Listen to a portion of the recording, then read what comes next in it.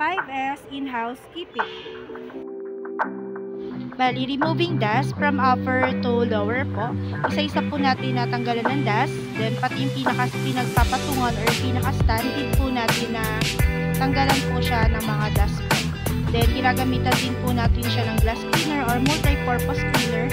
Nang sa ganon, pag ginawakan ni customer ang bawat display po natin, is wala siya mahahawakan or wala siyang makikita na mga dumi po sa ating display. Nang sa ganon, mahikayat po sa customer na magpagawa sa atin dahil sa quality po ang ating gawa, malinis pa po ang bawat display po natin. Papagpagin po ang mga cups, sunod po ang pillow at ang mga canvas bag.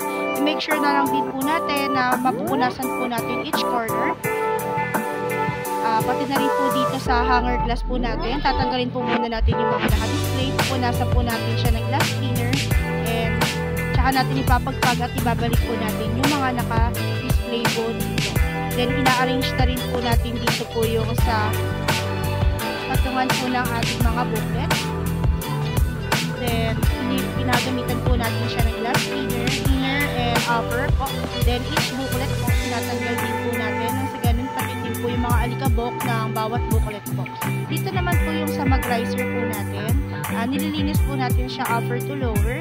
Tatanggalin po yung bawat isang mag, nilinisin po yung loob at labas po. Pati rin po dito sa board po natin, tinatanggal din po natin each na alikabok po.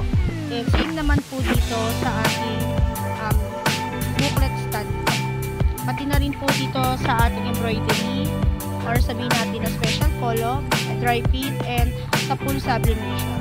Make sure na malinis po siya and makita po yung bawat glass po natin para pag ginawahan ni customer malinis at wala po siyang mga alikabok po na mahahawakan. Pati na rin po dito sa cashier area po natin, i-make sure po natin na naka-segregate po yung mga used and unused po na forms. Pati rin sa embroidery, tanggalan natin siya ng mga alikabok, i-arrange po bawat items po.